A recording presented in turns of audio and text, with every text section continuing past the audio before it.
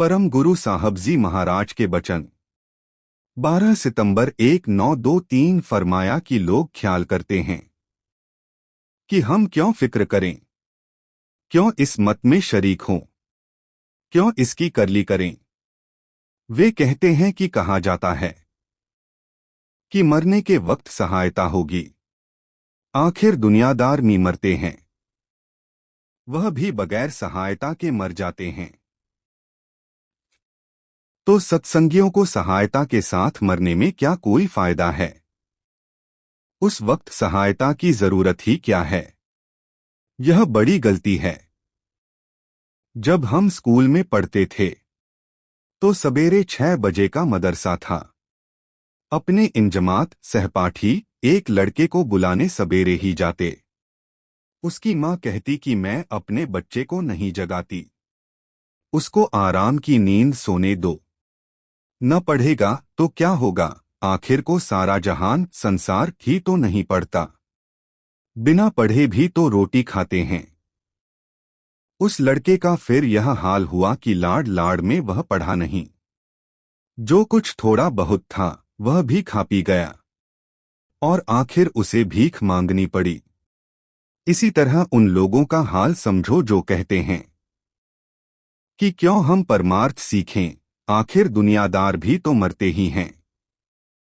और जिस शख्स ने मत को समझा, सत्संग में आया, सतगुरु पर भाव लाया, उपदेश लिया और फिर कुछ नहीं किया, उसकी हालत बहुत ही अफसोसनाक है। उसका तो हाल यह है कि प्यासे को कुएं का पता मिला, कुएं तक आया, डोल मिला, रस्सी मिली, डोल भी कुएं में डाल दिया और अब आलस के मारे उसको बाहर नहीं निकालता। उसकी तो हालत बहुत ही खराब है। इसलिए यह आलस का अंग छोड़ना चाहिए। 18 सितंबर 1923 लाला दौलत राम ने प्रार्थना की कि हे दाता, यह जो गाड़ी बदलने पर, संत सतगुरु के चोला बदलने पर बहुत से सत्संगी इधर उधर रह जाते हैं, इसका इंतजाम फरमाया जावे। इस सिलसिले में फरमाया कि यह कहना बेजा न होगा कि स्वामी जी महाराज के वक्त में सिवाय हुजूर महाराज के किसी ने उनको नहीं पहचाना, किसी ने उनको मालिक करके न माना, साधु महात्मा समझकर उनको बहुतों ने माना, लेकिन कुल मालिक करके न माना।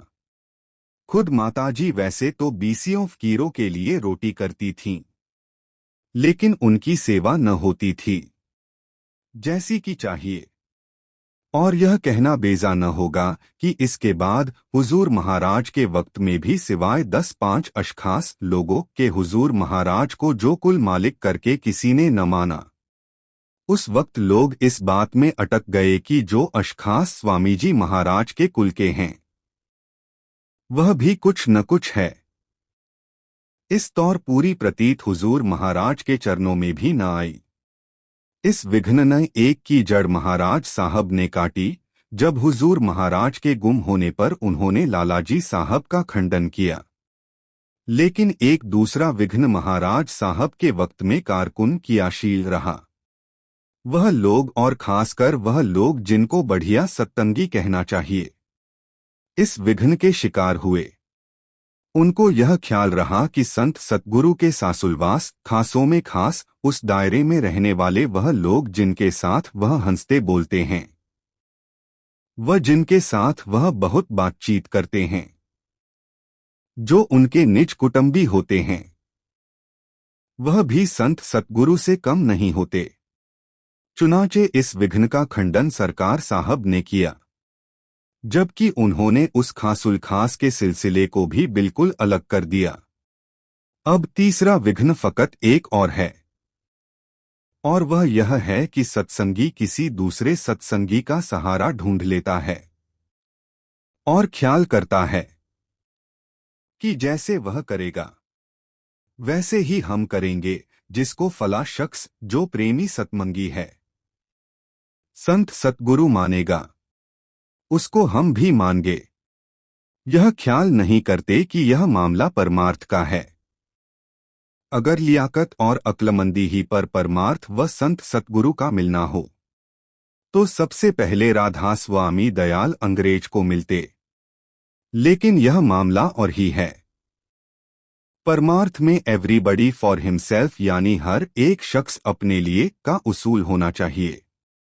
हर एक को अपने तजर्बा और अपनी कोशिश से काम करना चाहिए, न कि दूसरे की राय पर। एक सत्संगी हमारे पास आया। उसने बहुत कुछ बहस मुबाहिसा किया, लेकिन उसको निश्चय नहीं आया। फिर उसकी घरवाली आई। उसको यकीन आ गया। फिर वह मर्द भी यकीन ले आया। वजह उससे दरियाफ्त की।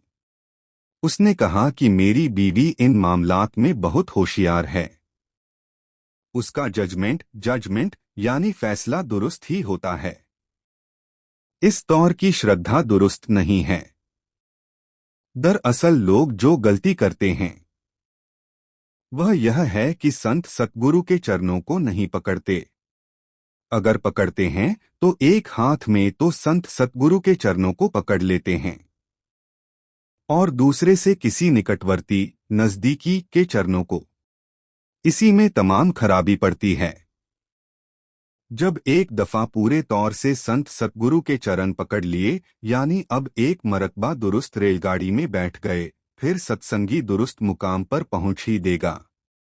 रास्ते में सिर्फ एक बात का एहतियात जरूर है, और वह यह है कि रेल की खिड़की में इधर उधर न झांके, वरना बाहर फेंके जाने का अंदेशा है। जैसा कि एक हाई कोर्ट का जज जो बंबई में बॉम्बे मेल में आ रहा था, इसी तीर खिड़की में झांकता हुआ गिर पड़ा और मर गया। अगले स्टेशन पर जब गार्ड ने उसका असबाब रेल में देखा और उसको न पाया, तो तहकीकात से मालूम हुआ कि वह गिर पड़ा और मर गया। इसी सिलसिले में भी फरमाया कि महाराज साहब के वक्त तक आम लोगों को यह भी समझ न थी कि संत सतगुरु हमेशा कुल रचना के उदार तक नर चोले में विराजमान रहेंगे।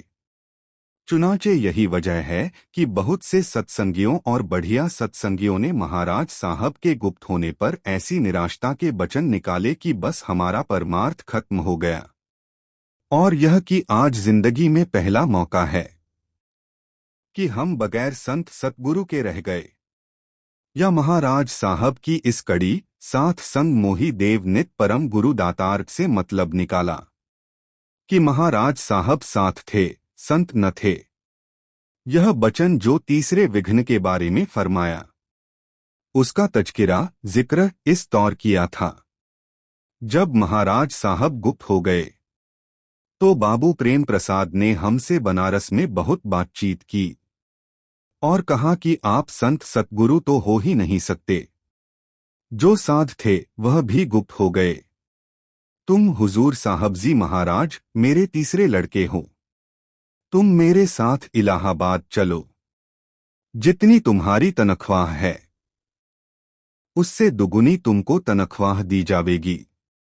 मेरी कोठी में तुम मुफ्त रहना। जैसा मैं खाऊंगा वैसा तुम भी खाना। और बाबू माधो प्रसाद का सत्संग करना। उस वक्त हमको भी ख्याल आया कि यह बढ़िया निकटवर्ती थे, इनकी समझबूझ दुरुस्त ही होगी। लेकिन मालिक ने बचाया। हम एक रोज की छुट्टी में गाजीपुर गए। उसी रोज रात को 12:30 बजे तक सरकार साहब ने वह वचन तीसरे विघ्न के संबंध में फरमाया जिसमें तज़किरा जिक्र किया कि यह विघ्न बहुत बड़ा है, कि किसी अपनी समझ के मुताबिक बढ़िया सत्संगी के पीछे लोग हो लेते हैं कि जो यह करेंगे हम भी वही करेंगे, और इस तरह हर एक अपने लिए फैसला करें, उसूल से सत्संगी गिर जाता है। इसके अलावा बाबा शब्दानंद के सिलसिले में जो कल शाम यहाँ आए थे, यह भी फरमाया कि जो लोग समझते हैं कि संत हमारे हैं, जिसके साथ वह थोड़ा सा हंस बोल लिए, उसने समझा कि बस यह तो मेरे हो लिए, अब मैं उनसे जो चाहूं करा लूं, यह भी बड़ी भारी भूल है। संत किसी के नहीं होते और सबके हितकारी हैं। जो किसी के अंदर कोई थोड़ा सा परमार्थी अंग उनको पसंद आया, उसी को देखकर वह उस पर मेहरबान हुए। जब वह अंग जाता रहा और दुनियादारी के अंग में बरतने लगा तो फिर उसको उन्होंने अलग कर दिया। इसी सिलसिले में सरदार बिशन सिंह साहब का तज़किरा जिक्र फरमाया कि वह सरकार साहब के यहाँ सुपरिंटेंडेंट थे। एक मरतबा मसूरी में सरकार साहब ने उनकी बहुत तारीफ की कि तुमने भंडारे का बहुत अच्छा इंतजाम किया और तुम ही स्टोर की चाबी रखना और किसी को मत देना। सरदार साहब इस पर बहुत खुश हुए और यह न समझे कि अब उनकी गढ़त का मौका आया है।